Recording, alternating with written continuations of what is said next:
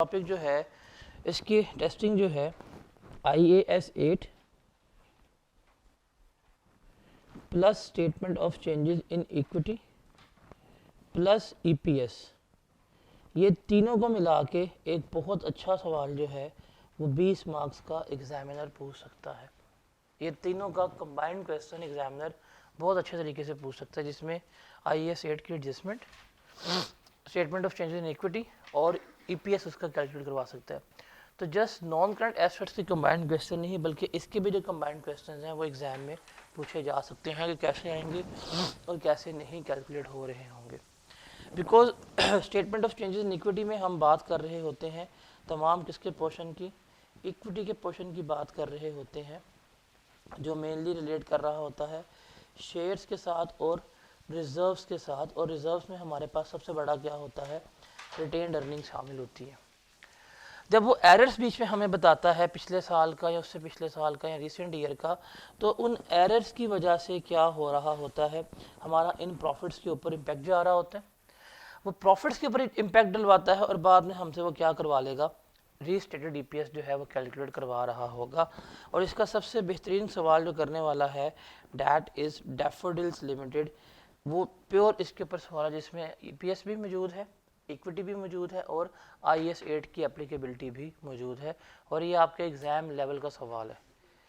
ऐसा सवाल आपको एक्सपेक्टेड हो सकता है, रहता है वो तीन इंडिपेंडेंट क्वेश्चंस पूछे, वो एक ही क्वेश्चन पूछ के तीनों टॉपिक जो है वो इजीली टेस्ट कर सकते हैं। बिकॉज अगर 3 सवाल पूछेगा तो IAS 8 मैक्सिमम 8 नंबर का पूछेगा, statement of change in equity जो है मैक्सिमम 8 नंबर की पूछ सकता है। अगर इंडिपेंडेंट जाएगा तो उसके पास अच्छा रूम होता है कि वो 3 स्टैंडर्ड्स को कंबाइन करके एक अच्छा सवाल पूछ सकता है। तो नॉन करंट एसेट्स के अलावा जो कंबाइंड क्वेश्चन आने के चांसेस हैं वो इसके हैं, इसके ऊपर ज़्यादा फोकस कीजिएगा। नॉन करंट एसेट्स से ज़्यादा कंपैरेटिव इजी ये वाला एरिया होता है मार्क्स सिक्योर करने के लिए। स्टार्ट करते हैं statement of changes in equity को। आपका पता जी हमारे पास जो फाइनेंशियल स्टेटमेंट है कौन कौन सी हैं, स्टेटमेंट ऑफ फाइनेंशियल पोजीशन है, स्टेटमेंट ऑफ कंप्रीहेंसिव इनकम है, स्टेटमेंट ऑफ कैश फ्लोज है, statement of changes in equity है और नोट फॉर फाइनेंशियल स्टेटमेंट है। स्टेटमेंट ऑफ कैश फ्लोज हमने डिस्कस कर ली हुई है, उसमें पता है कि हमें सारा कैश का इनफ्लो कैश का आउटफ्लो जो है हम वो रिकॉर्ड कर रहे होते हैं। अब जो दूसरा है वो है हमारा statement of changes in equity, उसको हमने क्या करना है यहाँ पर एक्सप्लेन करना है कि उसमें क्या कुछ होगा और क्या कुछ नहीं होगा। इसमें हमने देखना होगा कि जो हमारे कैपिटल रिजर्व्स होते हैं, जो हमारे कैपिटल की मूवमेंट है या जो हमारे रिजर्व की मूवमेंट है फॉर द पीरियड, उसको हमने क्या करना है, इनकॉर्पोरेट करना है, उसको हमने यहाँ पर लेके चलना है। इसको स्टार्ट करते हैं। ये स्टार्ट करने से पहले statement of change in equity को हमने समझना कैसे कि इसमें हो क्या रहा है। अगर मैं आपको एक सिंपल कैपिटल अकाउंट में लेके आऊँ, एक इंडिविजुअल लेवल के कैपिटल अकाउंट बनाएं, उसमें हम देखते हैं कि इसका ओपनिंग कैपिटल है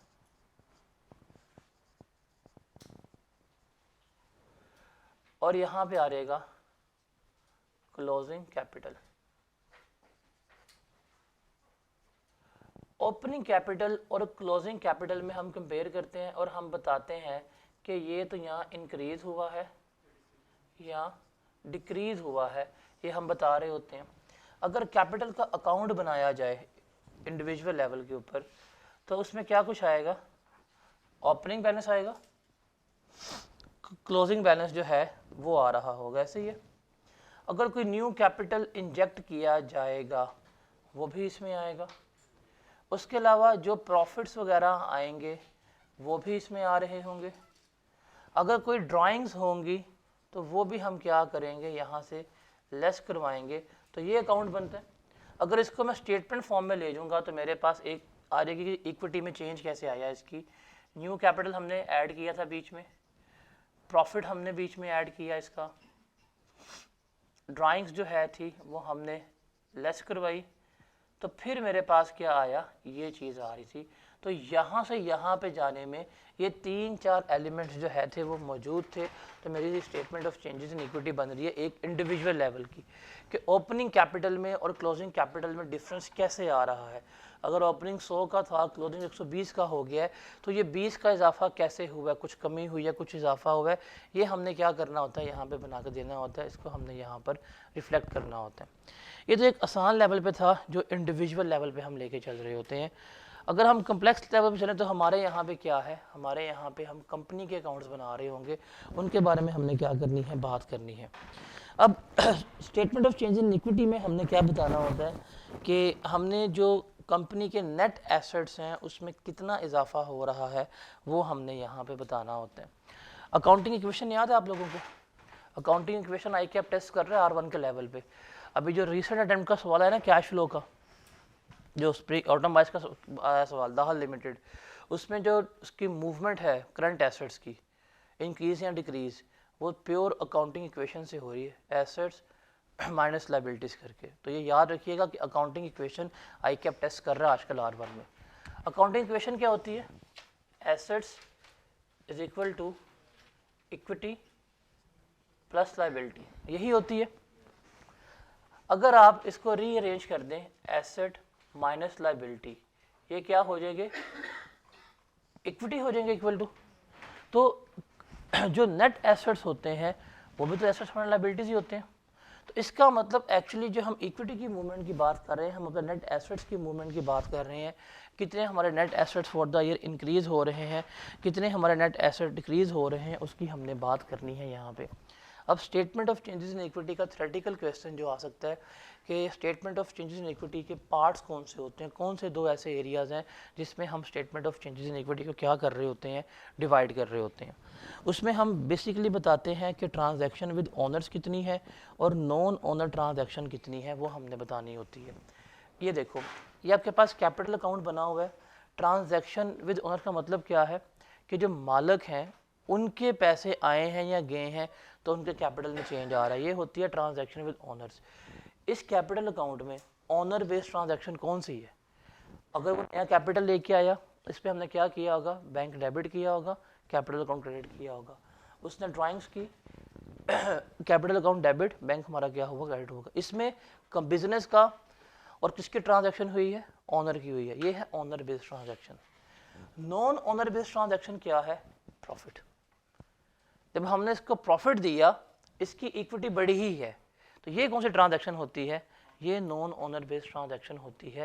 ये थ्योरेटिकल क्वेश्चन आया हुआ, आई थिंक 2 अटेम्प्ट पहले या 3 अटेम्प्ट पहले R1 का क्वेश्चन पास पेपर में मौजूद है कि कंपोनेंट्स क्या होते हैं statement of changes in equity. कौन से अटेम्प्ट में? आई थिंक 19 में या 20 में आया हुआ ये। अब एलिमेंट्स ऑफ SCCI, इसको आपने देखना है, थ्योरेटिकली पूछ सकता है ये, उसका कोई भरोसा नहीं है कैब का। रेड बुक कैरी करेंगे, वहाँ पे सब कुछ यही लिखा हुआ जो मैं यहाँ पे इसको करवा रहा हूँ, रंग भी मैंने लाल किया हुआ इसलिए हल्का हल्का।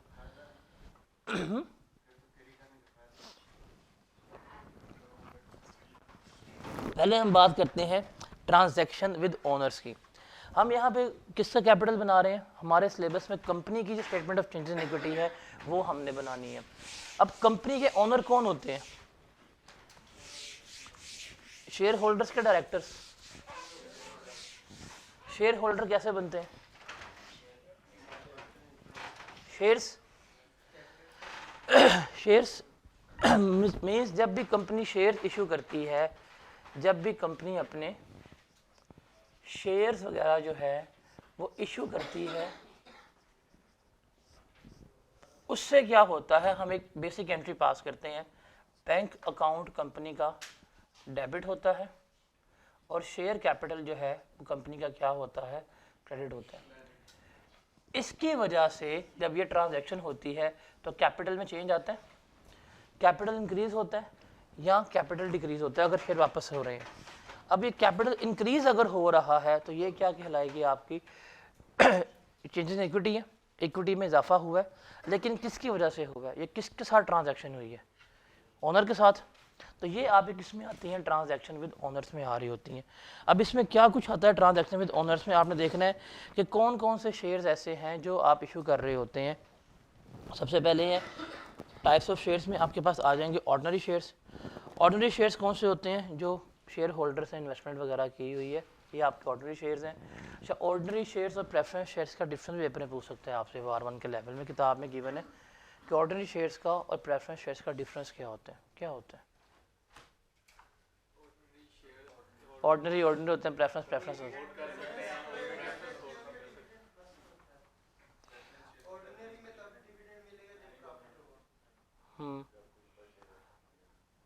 ऑर्डिनरी शेयर्स को हमेशा लेफ्ट ओवर चीज़ें मिलती हैं, जो बच गया वो इन्हें मिलेगा डिविडेंड।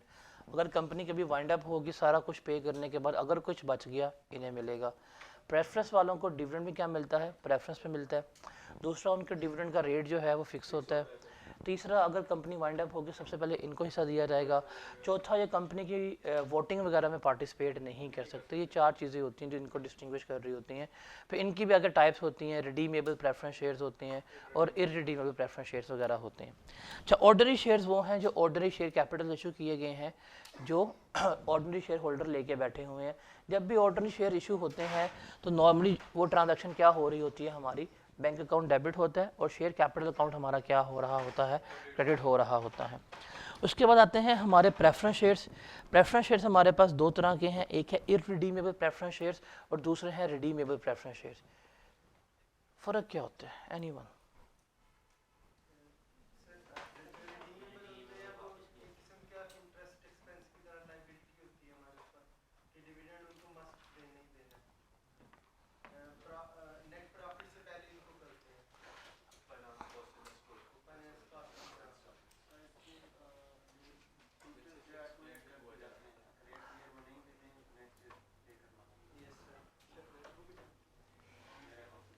रिडीमेबल प्रेफरेंस शेयर्स क्या होते हैं, ये आपका इक्विटी का पार्ट नहीं बनते, पहली बात है।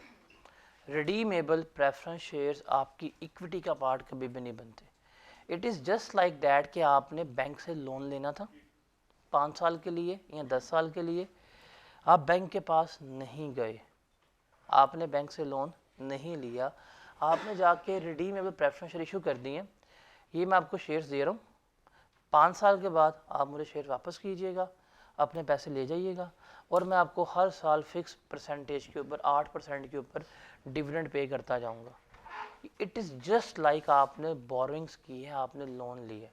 लोन पे क्या होता है, फिक्स अमाउंट आपने ली होती है कुछ फिक्स टेन्योर के लिए, हर साल क्या कर रहे होते हैं आप, फिक्स टैक्स फिक्स इंटरेस्ट पे कर रहे होते हैं। जब टाइम पूरा होता है तो आप वो क्या कर देते हैं, वापस कर देते हैं, पे बैक कर देते हैं। ये क्या होता है, आपका लोन होता है। तो रिडीमेबल प्रेफरेंस शेयर्स भी क्या है आपका, ये सॉर्ट ऑफ लोन ही होता है। आपने बोरिंग की है कि 5 साल के लिए शेयर दे दिए, हर साल एक फिक्स रेट के ऊपर आप डिविडेंड पे कर रहे हैं, वो कभी चेंज नहीं हो रहा। 5 साल पूरे होंगे, लोग आपको वापस करेंगे शेयर्स, आप उन्हें पे बैक कर देंगे। तो ये क्या है आपका, ये लाइबिलिटी का पार्ट बनता है, ये कभी भी इक्विटी का पार्ट नहीं बन रहा होता। वाहिद शेयर्स हैं जो इक्विटी का पार्ट नहीं बनेंगे, जिसका पार्ट बन रहे होंगे लाइबिलिटीज़ का पार्ट बन रहे होंगे।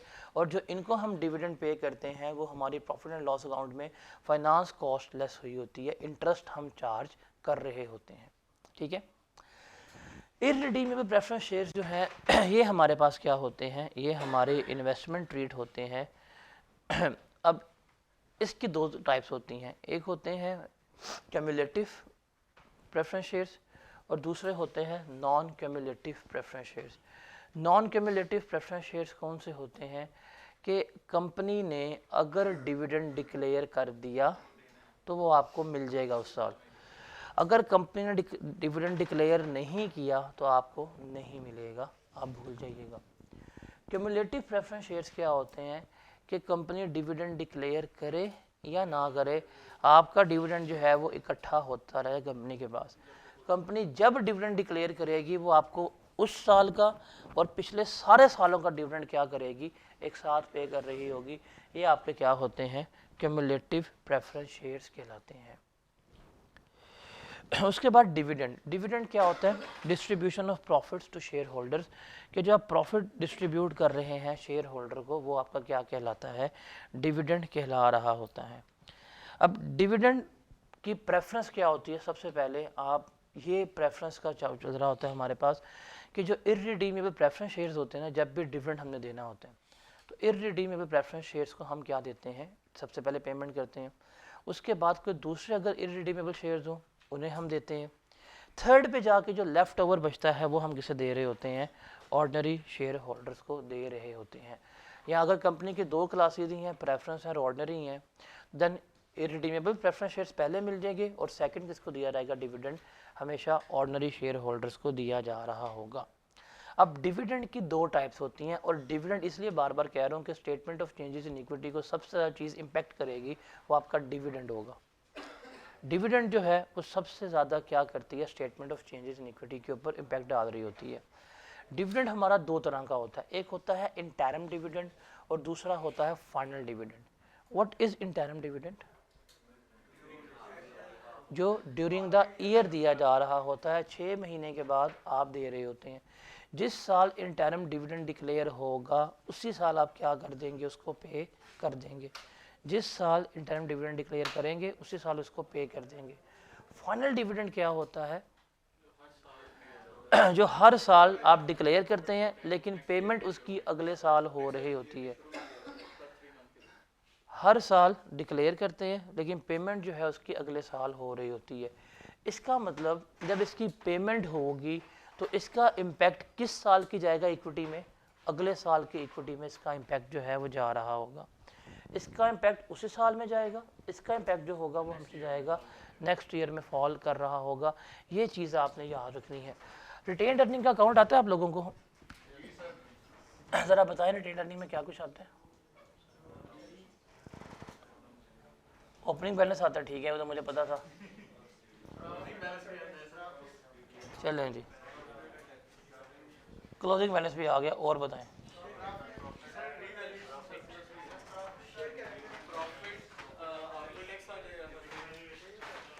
प्रॉफिट आफ्टर टैक्स आ गया और रीवैल्यूएशन सरप्लस। ये सरप्लस कौन सा है? इंक्रीमेंटल डेप्रिसिएशन जो आप करते हैं, revaluation surplus debit, retained earning credit, जब आप उसको रियलाइज करवा रहे होते हैं ईयर एंड के ऊपर आ गया। और क्रेडिट साइड पे क्या आता है? रिजर्व्स की मूवमेंट कोई भी आ सकती है। कौन से रिजर्व्स जो हैं वो इसमें आ जाते हैं। कोई आपने रिजर्व यहाँ पे ट्रांसफर किया रिटेन अर्निंग में, वो भी आएगा। ट्रांसफर जो है वो भी यहाँ पे आएगा, ट्रांसफर टू रिटेन अर्निंग। और डेबिट पे आ जाते हैं। डिविडेंड ही डिविडेंड है, और कुछ डिविडेंड डिक्लेयर आता है। ट्रांसफर टू रिजर्व, बोनस है यहाँ से देते हैं।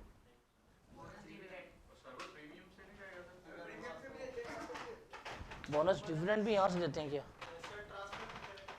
आपको किसने कहा कि बोनस डिविडेंड यहाँ से देते हैं? कहाँ पढ़ा है, किस स्टैंडर्ड में पढ़ा है? रेड बुक में क्लियरली लिखा होगा यहाँ से नहीं देते। क्या हो गया? रेड बुक पढ़ी है? IS1 किसी ने पढ़ा है पूरा? IS33 पढ़ा हुआ है?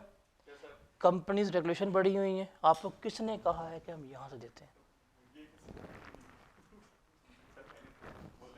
पाकिस्तान में इस वक्त कोई भी कानून ऐसा नहीं है जो कहेगा कि आपने डिविडेंड जो शेयर्स हैं बोनस यहाँ से देने हैं। पाकिस्तान से बाहर भी नहीं है। किसने कह दिया आपको? नहीं है ये। आपके FR2 में जब आपने जाना है, अभी आप पढ़ रहे हैं स्टैंडर्ड, R2 में आपने पढ़ना है कंपनीज एक्ट रेगुलेशंस जो पाकिस्तान में एप्लीकेबल होती हैं। वहाँ पे तो आपका ये इसका ट्रीटमेंट नहीं होना। ये 16 का जो आप कर रहे होते हैं R1 में। डिविडेंड हमेशा जो है, जो बोनस शेयर्स हैं उनकी प्रेफरेंस ही हमारी कहाँ से होती है? शेयर प्रीमियम से होती है। स्टैंडर्ड में एक ही लफ्ज़ लिखा गया है, डिविडेंड इन कैश या dividend in kind. Dividend in kind लिखा हुआ है। और जब शेयर्स दिए जाते हैं तो उसको आपका कंपनीज एक्ट डिविडेंड नहीं कहता, हमेशा बोनस शेयर्स कहता है। और वो कहता है ये कैपिटल में एडजस्ट करने हैं आपने। अगर आप बोनस शेयर्स के इशू को डिविडेंड डिविडेंड कह रहे हैं ना, तो मुबारक हो, आई कैप आपको निकालेगा फिर वहाँ से। वहाँ पे जिसने पेपर चेक करने हैं वो प्रोफेशनल्स हैं, कीड़े हैं उन स्टैंडर्ड्स के।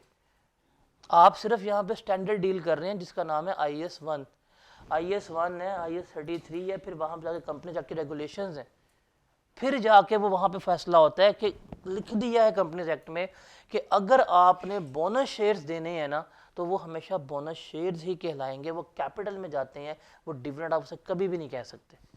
तो ये इसको अपनी करेक्शन करें कि ये डिविडेंड नहीं है आपका। ये आप डिविडेंड इन कैश दे रहे हैं या इन काइंड दे रहे हैं। जो इन काइंड दे रहे हैं वो क्या है?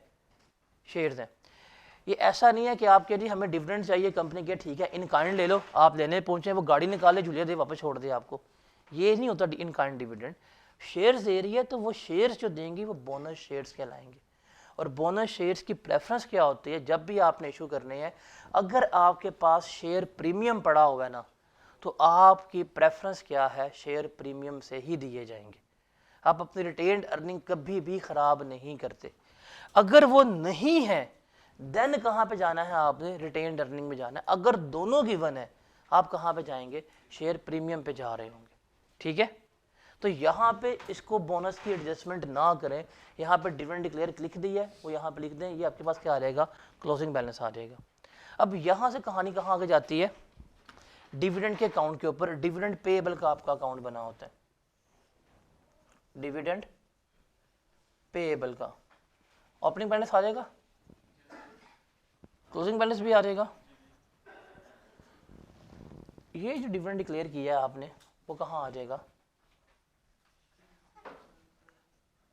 और यहां पे आ जाएगा आपका डिविडेंड पेड, कि इतना आपने एक्चुअल डिविडेंड पे किया है फॉर द ईयर।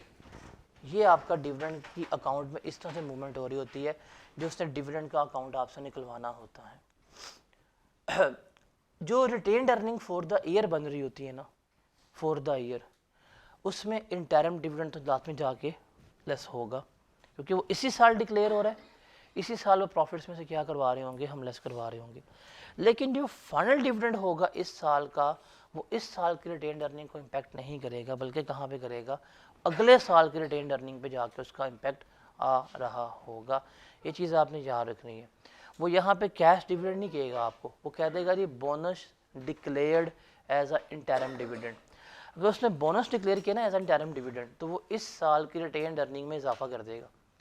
अगर उसने फाइनल डिविडेंड दिया है और उसमें कुछ उसने बोनस शेयर्स दे दी है ना, तो वो क्या करेंगे, वो अगले साल की रिटेन्ड अर्निंग जब शुरू हो रही होगी उसमें उसको क्या कर रहे होंगे, इम्पैक्ट कर रहे होंगे। लेकिन ये आपके सिलेबस के स्कोप से बाहर हो जाएगा, बिकॉज यहाँ पे IAS 10 आ जाता है, जो एडजस्टिंग इवेंट है वो आप R2 में जाके कर रहे होंगे। R2 में यही दो बातों पे आपका IAS 10 पूरा पकड़ा जाता है, कि एडजस्टिंग इवेंट है ये कि बोनस कैसे डिक्लेयर होना होता है, तो वहाँ जाके आपको मज़ीद जो क्लैरिफिकेशन है वो हो जाएगी, कैसे हो रहा है और कैसे नहीं हो रहा। उसके बाद आपके पास शेयर कैपिटल जो है 4 तरह के होते हैं, थ्योरेटिकल आई कैप कुछ भी पूछ सकता है। एक होता है आपके पास ऑथराइज शेयर कैपिटल, दूसरा होता है इशूड शेयर कैपिटल, तीसरा होता है सब्सक्राइब्ड शेयर कैपिटल, और चौथा होता है पेड अप के share capital. Authorised share capital क्या होता है, ये maximum amount of share capital है जो कंपनी को हमने ऑथराइज की है कि तुम इशू कर सकते हो। अपनी लाइफ में जो maximum share capital company issue कर सकती है वो क्या होता है, उसका ऑथराइज शेयर कैपिटल होता है। इशू शेयर कैपिटल क्या होता है कि इस ऑथराइज में से जितना पब्लिक को दिया जा रहा है वो है आपका इशूड शेयर कैपिटल। मतलब कंपनी को कह दिया है कि आपका शेयर कैपिटल जो है वो 1 लाख का मैक्सिमम हो सकता है। इसका उन्होंने अप्रूवल लिया हुआ है, अपने मेमोरेंडम्स में जाके ये बताई थी कि इतना हमारा ऑथराइज्ड है, ये है इनका ऑथराइज शेयर कैपिटल। इसमें से कितना हो जाएगा इशू, कहते हैं जी हम इसमें से 60,000 का इशू कर देंगे। ये इशू किया पब्लिक को, आए शेयर्स लें, आए शेयर्स ले, ये क्या कहलाएगा, इनका इशूड शेयर कैपिटल कहला रहा होगा। ये पब्लिक इशू कर दिया, इस पब्लिक के पास 60,000 का शेयर कैपिटल पड़ा हुआ है, वो जाके ले सकते हैं, परचेज कर सकते हैं।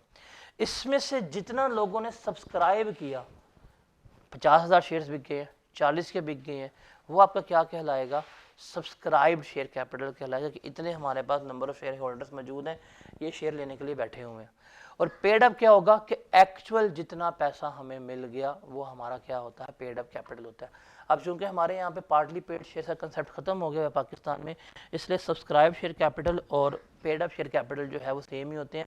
अगर जो बंदा शेयर कैपिटल सब्सक्राइब करेगा साथ ही पूरी पेमेंट करेगा, कंपनी के पास जो है वो पहुंच जाती है।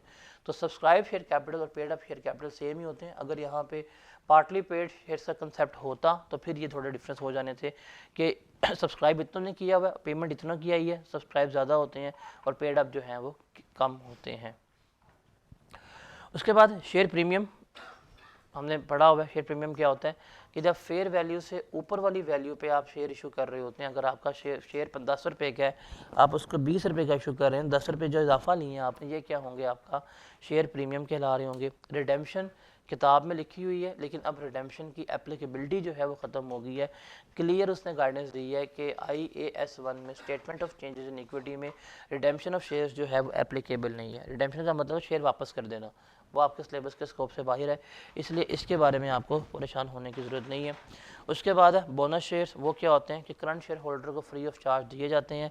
इसका असूल क्या होता है कि पहले शेयर प्रीमियम से इशू करेंगे, अगर प्रीमियम नहीं है तो रिटेन्ड अर्निंग से, या दोनों से भी इशू हो सकते हैं। फॉर एग्जांपल आपने इशू करने शेयर सारे इशू कर दिए प्रीमियम से, लेकिन प्रीमियम ख़त्म हो गया, रिमेनिंग कहाँ से इशू कर देंगे आप, फिर रिटेन्ड अर्निंग से इशू कर देंगे, तो ऐसे भी होता है। और राइट इशू क्या होता है, right issue existing share holders को आपने शेयर देने होते हैं, लेकिन मार्केट वैल्यू से कम वैल्यू पर देने होते हैं। अगर मार्केट कीमत 50 रुपये है और आपकी फेस वैल्यू 10 रुपये है, तो आप कहेंगे हम इन बिटवीन आपको 40 का दे देंगे, 30 का दे देंगे, 25 का दे देंगे। ये क्या कहलाते हैं, आपके राइट इशूज़ कहला रहे होते हैं। ये थी आपकी तमाम ट्रांजैक्शन विद ओनर्स। ये जितनी बातें की हैं शेयर इशू की, इससे आपका शेयर कैपिटल इंक्रीज़ हो रहा है, डिविडेंड से इंक्रीज़ हो रहा है, अगर आपको बोनस दिए जा रहे हैं, आप शेयर्स इशू कर रहे हैं, आपका शेयर कैपिटल इंक्रीज़ हो रहा है, मतलब आपकी रिटेन्ड अर्निंग जो statement of change in equity है उसमें क्या हो रहा है, इजाफा तो आ रहा है। ये थी आपकी ट्रांजैक्शन विद ओनर्स। ओनर्स के साथ जो ट्रांजैक्शन हो रही थी वो आपकी ये कहला रही थी। अब हमने देखनी है नॉन ओनर बेस्ड ट्रांजैक्शन, कि अब ये कुछ ऐसी चीज़ें हैं जो आपके रिजर्व्स को तो इंक्रीज़ कर रही हैं, बट इसमें ओनर का अमल दखल जो है वो शामिल नहीं है। इसमें दो चीज़ें आपके सिलेबस से रिलेट कर रही हैं, एक है प्रॉफिट फॉर द ईयर और दूसरा है रिटेन्ड अर्निंग। जब कंपनी प्रॉफिट डिक्लेयर करती है, प्रॉफिट जाता है उसमें statement of changes in equity में हम प्रेजेंट कर रहे होते हैं, उससे जो उसके रिजर्व्स हैं, जो इक्विटी का पोर्शन है वो बढ़ रहा होता है। सिमिलरली जब रिटेन्ड अर्निंग्स है, रिटेन्ड अर्निंग्स की मूवमेंट में भी सारा कुछ क्या हो रहा होता है, बढ़ रहा होता है। जब आप इंक्रीमेंटल डेप्रिसिएशन को मूव कर रहे होते हैं, जब आप यहाँ से रिजर्व्स को जा रहे होते हैं, तो ये वो तमाम चीज़ें हैं जो आपके कैपिटल को चेंज कर रही होती हैं। अब इसमें दो चीज़ें आएंगी। सबसे पहले है रीवैल्यूएशन सरप्लस। इससे तो आप लोग वाकिफ़ हैं क्या होता है। जब आप अपने एसेट्स को रिवैल्यू करते हैं तो जो सरप्लस आता है उसे आप रिकॉर्ड कर लेते हैं, बट वो अनरियलाइज गेन होता है, ऐसे ही है। तो फिर आप इंक्रीमेंटल डेप्रिसिएशन की वजह से उसको यहाँ से लेस करवा रहे होते हैं। करते क्यों है, रीज़न क्या है, एनीवन? आप इंक्रीमेंटल डेप्रिसिएशन को यहाँ से लेस क्यों करवाते हैं और रिटेन्ड अर्निंग में क्यों ऐड करते हैं, रीज़न क्या है? वैसे ही करते हैं। आपने एसेट को रिवैल्यू किया, आपके पास अनरियलाइज गेन आ गया, सब कुछ किया है, साल के एंड पे आप क्या कर रहे हैं, दोबारा आप वो उसको रियलाइज करवा रहे हैं, अपनी रिटेन्ड अर्निंग को इंक्रीज करवा रहे हैं, अपने सरप्लस को कम कर रहे हैं। रीज़न क्या है, रीज़न क्या है? तो रिटेन्ड अर्निंग को क्यों दोबारा इंक्रीज कर रहे हैं? अगर गेन नहीं हुआ, सरप्लस को क्यों कम कर रहे हैं, रिटेन्ड अर्निंग को क्यों इंक्रीज कर रहे हैं? सिंपल सी बात है, सिंपल सी बात है। भाई मैं बोलूँ तू आ जा, तू आ जा, मैं इधर बैठ जाता हूँ।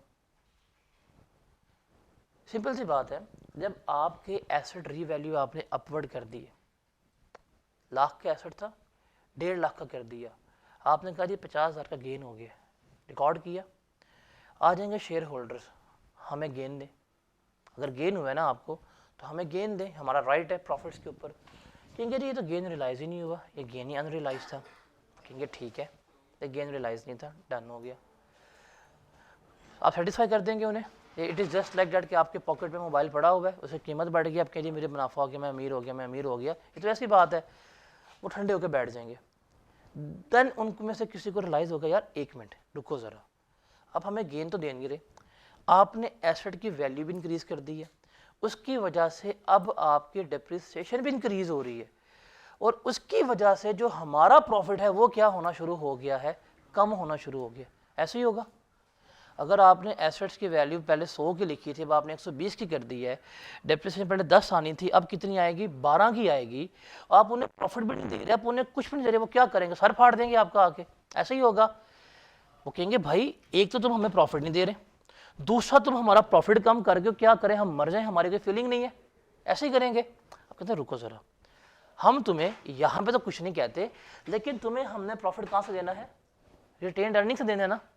हम ऐसा करेंगे जितनी हमने तुम्हारी डेप्रिसिएशन ज़्यादा चार्ज की है, जहाँ तुम्हारा प्रॉफिट कम किया था हमने, हम वो निकाल कर डाल देंगे तुम्हारी रिटेन्ड अर्निंग में से, और हम जब तुम्हें डिविडेंड देंगे तुम्हारे ऊपर इसका इम्पैक्ट नहीं आ रहा होगा।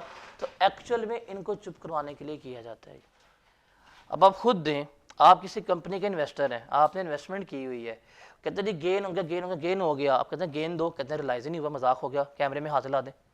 आप हाथ हिला रहे होते हैं, आपको तब होता है रियलाइज, एक मिनट यहाँ तो ना मुझे ये प्रॉफिट दे रहा है, ऊपर से जो मेरा प्रॉफिट बनता था वो भी इसने कम कर दिया। क्यों? इसने एसेट्स की वैल्यू इंक्रीज कर दी है, डेप्रिसिएशन मेरी इंक्रीज हो गई है, अब मेरा प्रॉफिट मजीद गिर गया है। अब उसने क्या करना है, आपको चुप करवाना है। तो वो चुप करवाने के लिए क्या करेगा, आपके रिवैल्यूएशन सरप्लस में जो रिकॉर्ड किया हुआ है वहां से अमाउंट उठाएगा, डाल देगा रिटेन्ड अर्निंग में, कहेगा उस्ताद जी ये जो रिटेन्ड अर्निंग है ये तो आपका अकाउंट है, ये देखें जितना मैंने वहां पे प्रॉफिट कम किया था आपका डेप्रिसिएशन से, उतना मैंने वापस ऐड कर दिया यहाँ पे, तो नेट इंपैक्ट आपको तो कुछ आ ही नहीं रहा, आप भी खुश, कंपनी भी खुश, और हर बंदा क्या होगा, खुश चल रहा होता है। तो यहाँ इसलिए कंपनी कर रही होती है इंक्रीमेंटल डेप्रिसिएशन। क्यों निकालती है वो? क्योंकि उसे पता है ये इंक्रीमेंटल डेप्रिसिएशन ही वो अमाउंट है जिसकी वजह से इनका प्रॉफिट्स कम हुआ है, उतनी अमाउंट से प्रॉफिट क्या हुआ होता है, कम हुआ होता है ड्यू टू रिवैल्यूएशन सरप्लस। एक और चीज़, जब आप डाउनवर्ड रीवैल्यू करते हैं, जब डाउनवर्ड रीवैल्यू करते हैं उसके बाद आप उसका इम्पैक्ट भी क्या करते हैं, प्रॉफिट एंड लॉस अकाउंट में चार्ज कर रहे होते हैं। जब आप फ्यूचर में जाकर कभी अपवर्ड रीवैल्यू कर रहे होते हैं तो कैसे करते हैं, आप वो नेट इम्पैक्ट से कर रहे होते हैं। तो उसमें भी ये कहते हैं फिर कि एक मिनट रुको, जब हमने अपवर्ड रिवैल्यू किया हमने तब भी तुम्हें बेनिफिट दिया, जब हम डाउनवर्ड रिवैल्यू कर रहे होते हैं हम तब भी तुम्हें बेनिफिट दे रहे होते हैं। तो ये दोनों पकड़ते हैं। IAS 16 में बताऊंगा दोबारा जाके, इसका एक समरी दे दूंगा। IAS 16 की चंद एक रूल्स हैं और फॉर्मेट है, वो कर लीजिएगा। ये आसान चीज़ है, रिवैल्यूएशन सरप्लस और रिटेन्ड अर्निंग की मूवमेंट, बट वहाँ पे याद बता दूंगा दोबारा। तो इसलिए ये हो रहा होता है, अगर आप लॉजिकली कभी सोचें इसलिए ये हो रहा होता है, और इस लॉजिक को पेपर में अप्लाई करें पेपर पास हो जाता है आपका, वाकई अगर लॉजिकली चलेंगे। फिर आपके पास होते हैं जनरल रिजर्व्स जो आपने क्रिएट किए होते हैं, वो कोई भी किसी मकसद के लिए हो जाते हैं। ये जाके फंड अकाउंटिंग अभी हम NPO कर रहे होंगे, उसमें देखेंगे कि हम रिजर्व्स क्रिएट करते हैं स्पेसिफिक टू द पर्सन। वही statement of changes in equity, तो इसका भी एप्लीकेबल है NPO की भी। स्टेटमेंट ऑफ नेट एसेट्स के नाम पे तो एप्लीकेबल है। तो मुझे भी याद आया, मज़ा आएगा, वो करते हैं फिर। उसके तो प्रैक्टिस क्वेश्चन भी कोई नहीं है किताब में।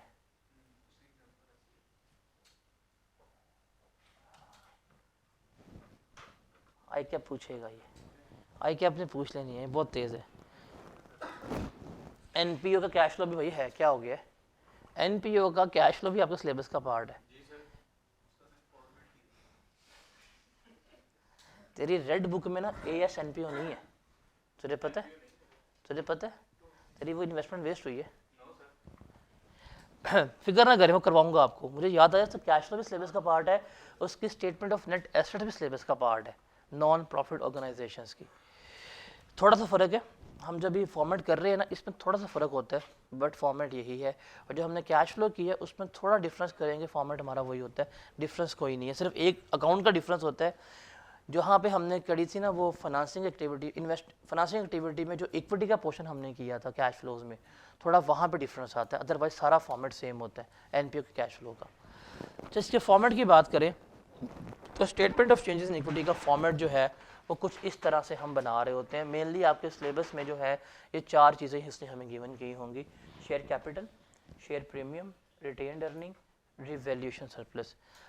ज़्यादा कोई गया तो कोई एक आधा रिजर्व आपको और दे देगा, लेकिन ये 4 बातें ही आपको उसने हर अटैम्प्ट में, हर सवाल में गिवन करनी है। आपके पास आ जाएगा टोटल। अगर उसने यहाँ पे IAS 8 को डाला ना तो फिर वो आपसे कंपैरेटिव्स भी मांग सकता है। ये होगा 2023, साथ आपसे वो 2022 के भी मंगवा रहा होगा। इवन वो ये कर सकता है कि अगर IAS 8 है तो वो कह देगा कि इस ओपनिंग बैलेंस में आपकी एडजस्टमेंट करवाएगा, आप इसको रीस्टेट करके पिछले साल का ओपनिंग भी कैलकुलेट करके दे रहे होंगे। ये कैसा सवाल है, ये हम कर रहे होंगे शायद परसों या चौथ हम सवाल एक करवाऊंगा आपको, क्योंकि ये सवाल ज़्यादा एक्सपेक्टेड आने की। आप लेंगे अपना ओपनिंग बैलेंस कितना आया, आपके पास सारे ओपनिंग बैलेंसेस गिवन होंगे। IAS 8 अगर बीच में आ गया ना तो इन ओपनिंग बैलेंसेस में एडजस्टमेंट करवाएगा एग्जामिनर। फॉर एग्जांपल ये 2023 है, वो कह देगा जी 2022 में डेप्रिसिएशन की आपने एडजस्टमेंट नहीं की थी, वो आपको अब रियलाइज हुई है। तो इसका मतलब जो आपका ओपनिंग रिटेन्ड अर्निंग होगी ना उसमें क्या हो रहा होगा, इम्पैक्ट आ रहा होगा। वो ये कह देगा ये आपका ओपनिंग बैलेंस है 2023 का, 2022 में आप इंक्रीमेंटल डेप्रिसिएशन का इम्पैक्ट लेना भूल गए।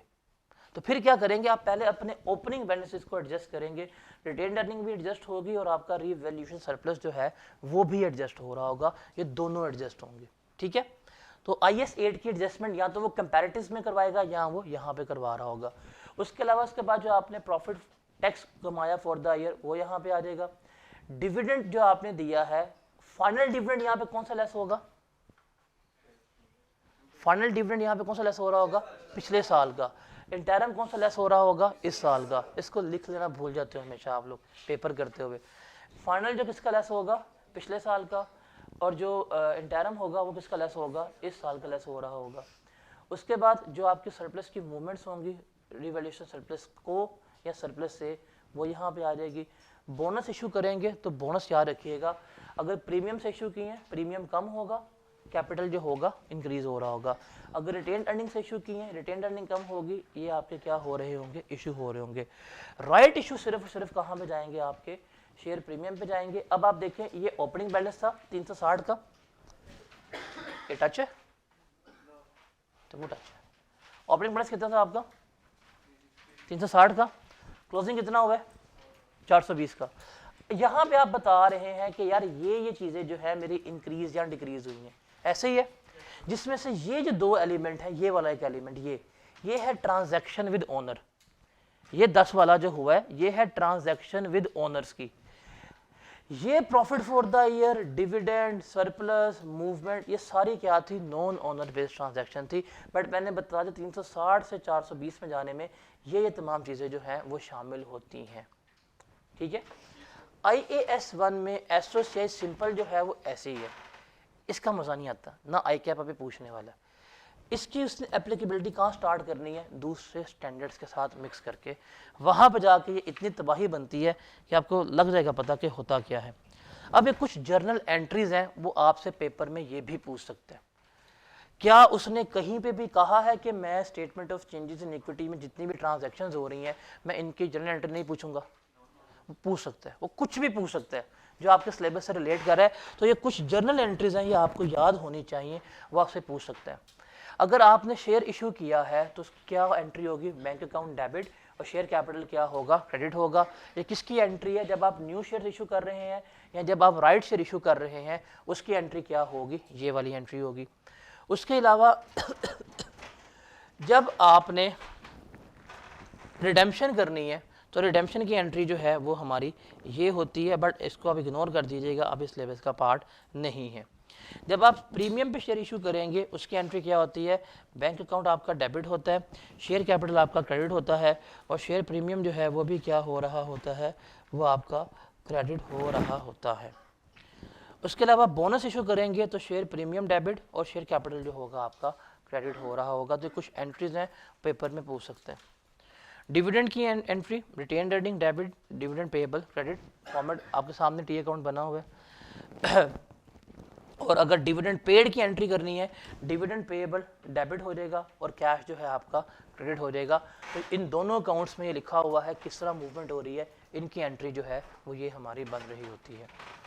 उसके अलावा सरप्लस की एंट्री आपको पता है, जब आप ट्रांसफ़र कर रहे होते हैं इंक्रीमेंटल डेप्रिसिएशन का तो क्या होती है, किस तरह से हो रही होती है। तो ये कुछ एंट्रीज जो हैं ये आपने लिखनी है। ये सवाल है आपका, ये आप लोगों ने घर से करके आना सवाल है। This question is your home based assignment, ये आपने करके आनी है। Statement of changes in equity अभी कितनी आसान लग रही है, कम्प्लेक्सिटी जो है इसमें मैं कल इन्वॉल्व कराऊंगा। कल मैंने आपको EPS करवाना है, अर्निंग पर शेयर, EPS के साथ इसमें हम मज़ीद जो डिफ़िकल्टी है वो इन्वॉल्व कर देंगे। फिर जाके जो इसके एग्ज़ाम लेवल क्वेश्चन हैं वो करने के काबिल होंगे। कल हम ईपीएस कर रहे हैं, परसों हम करेक्शन ऑफ एरर कर रहे हैं, करेक्शन ऑफ एरर करने के बाद आईएस सेट हमारा बीच में हो जाएगा। आईएस सेट जो है जो तंग कर रहा है, उससे पहले करेक्शन ऑफ एरर्स आपको करवाने, तो वो हम परसों करेंगे। बट कल जो सवाल है ईपीएस का सवाल कल करेंगे, कैसे होता है कैसे नहीं होता। और डैफोडिल्स वाला सवाल सबसे मुश्किल कह रहे थे ना आप लोग, देखते हैं कितना मुश्किल है। बेसिक ईपीएस है, बेसिक ईपीएस इतनी ही है आपकी, बट इसको आई कैप नहीं पूछने वाला, क्योंकि उसके पास इसमें इंटीग्रेट करने की चीज़ें बहुत ज़्यादा हैं, तो वो करके हम इसको फिर आगे लेके चल रहे होंगे। इसके हम कंबाइंड क्वेश्चंस करेंगे, सिंपल क्वेश्चन मैं इसके नहीं करवाऊंगा। सिंपल क्वेश्चन एक वेडनेसडे लिमिटेड है, उसकी मैं आपको रिकॉर्डिंग दे दूंगा, आप देख लीजिएगा कैसे मूवमेंट हो रही है बोनस वगैरह की, वो देख लीजिएगा। मेरा मेन फोकस इसके कंबाइंड क्वेश्चन पे जिसमें IAS 8 की एप्लीकेबिलिटी आ रही है। तो कल हम EPS करेंगे। कल इनका टेस्ट मतलब क्या पकड़ लें, कैश फ्लो का, कैश फ्लो का पहला रेडी है कल, कैश फ्लो के, उससे नेक्स्ट डे रेशोस के, उससे नेक्स्ट डे फिर ये उसी डेज में टॉपिक हो जाएंगे, फिर इनका वो रेडी हो जाएंगे इनके। आते हैं आप उसको वहाँ पे ट्रांजैक्शन में लिख लें, तो उसमें डिविडेंड पेड आ जाते हैं आपके, वो रिजर्व की मूवमेंट होती है, आता है वो। उस सवाल में लिखा था बट डिविडेंड पे मुझे बाद में नजर आया कि डिविडेंड भी हमने पे की है, क्योंकि आपने डिविडेंड किसको पे किया है, ओनर को। ओनर के अकाउंट में पैसा गया, आपके अकाउंट से पैसा गया, तो ये भी ट्रांजैक्शन विद ओनर से कहलाता है। ठीक है, ये बेसिक सवाल है। अगर आप अभी कर सकते हैं, 5 मिनट है, मैं खड़ा हूँ, करें, देखते हैं, या अदरवाइज आपने करना है तो कर लीजिएगा। कल हम ईपीएस करेंगे, ईपीएस के साथ फिर हम इस चीज़ को इंटीग्रेट करते जाएंगे। आपके सिलेबस में 2 ही ऐसे एरियाज हैं जिनके कंबाइंड क्वेश्चन आ सकते हैं, एक नॉन करंट एसेट्स है और दूसरा ये आपका ग्रेड ए बन रहा है। इसमें सिर्फ अब एक चीज़ रह गई है ग्रेड ए कंप्लीट करने में ईपीएस के बाद, दैट विल बी एनपीओ, और ये 45 नंबर का ग्रेड है जिसमें से पेपर में उसमें मार्क्स पूछने हैं अप टू। कौन से नोट्स? तो भाई टाइम मिलेगा तो करूँगा ना, मैं वेला बैठा हूँ 24 घंटे में। उन्हें कहें सब्र कर लें यार, अजीब लोग हैं जितने पीछे पड़े हुए हैं, हम भाग गए, फोत हो गए हम लोग। कल टेस्ट का मुझे फॉरवर्ड करें, इनको मैं बताता हूँ फिर, अजीब है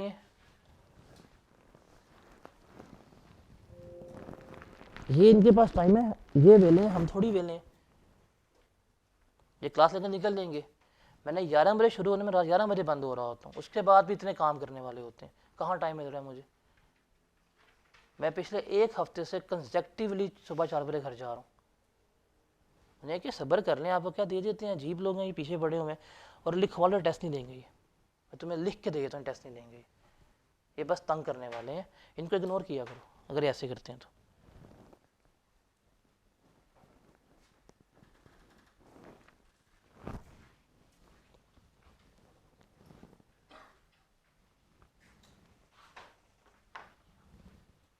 फिर इनको नोट्स देंगे, कहेंगे जी फ़ॉन्ट साइज छोटा है, हमसे पढ़ा नहीं जा रहा, रंग लग रहा है हमारी आंखों पे, इनके मसले ख़त्म नहीं हुए। भाई उसमें भी कहते हैं सॉफ्ट में कि कलर अगर आप लाइट कर ले तो मेरी स्क्रीन आंखें दर्द नहीं करेंगी। मुझे कल क्लास में ऑनलाइन में बच्चे ने मैसेज किया है, अगर आप डार्क मोड ऑन कर दे मेरी आंखों को सुकून मिल जाएगा। फिर मैंने क्या किया, मैंने उसको रिमूव कर दिया, तो जा तेरे ज़िंदगी की डार्कनेस एंजॉय कर तू। ऐसे ऐसे हैं ये, बताओ क्या करें। अभी देता हूँ ना, से कहना आपको ही पकड़ेगी वो जो भी है ये मेरा कलर आंखों में लग रहा है, सिंपल ना हो। उठ के मूवमेंट वगैरह कर लें, टेक्स्ट की क्लास में आपको लगना रगड़ा आज।